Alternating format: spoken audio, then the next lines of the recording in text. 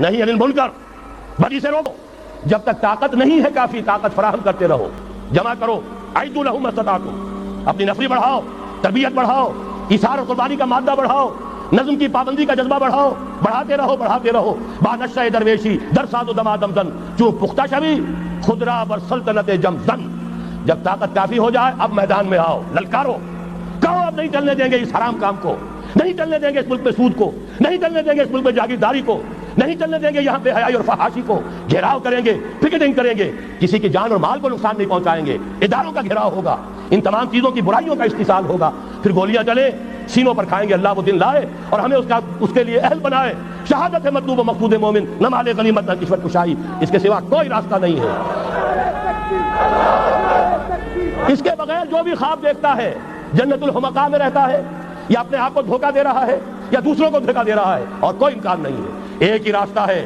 اگر محمد رسول اللہ اور ان کے ساتھیوں کو انہی وادیوں میں سے گزرنا پڑا، اگر طائف کا پتھراؤ محمد رسول اللہ کو اپنے جسم اطہر پر جھیلنا پڑا، دندان مبارک محمد رسول اللہ کے شہید ہوئے، خون کا فوارہ ان کا چھوٹا، سینکڑوں صحابہ جن میں حضرت حمزہ جیسے بھی ہے، اسد اللہ و اسد رسول، جن کی لاش کا نقشہ ابھی آپ نے سنا، ناک کٹی ہوئی ہے، کان کٹا ہوا ہے، پیٹ چاک کر کے کلیجہ چبایا گیا ہے.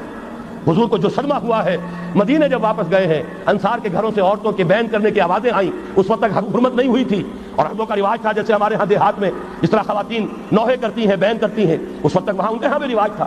تو وہاں ہو رہا تھا. 70 صحابہ شہید ہوئے تھے.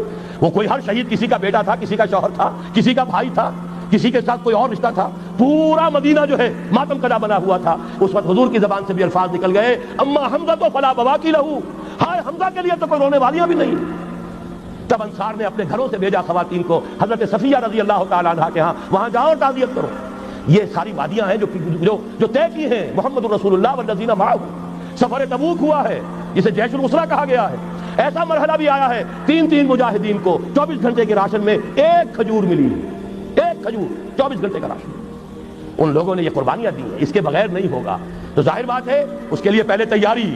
کچے پکے لوگ اگر لے آئے، تو خاک میں مل اور آگ میں جل، جب خشت بنے تب کام چلے. ان خام دلوں کے عنصر پر بنیاد نہ رکھ، تعمیر نہ کر. یہ تو پختگا خام ہے جب تک تو ہے مٹی کا ایک انبار. تو پختہ ہو جائے تو ہے شمشیر بے زنہار. تو وہ پختہ ہو جائے، اب ٹکر مول لو، آگے بڑھو، للکارو، آنکھوں میں آنکھیں ڈالو، باطل کا مقابلہ کرو. اس کے استحصال کے لیے اپنی جانیں قربان کر دینے کو سب سے بڑی کامیابی سمجھو. یہی واحد راستہ ہے.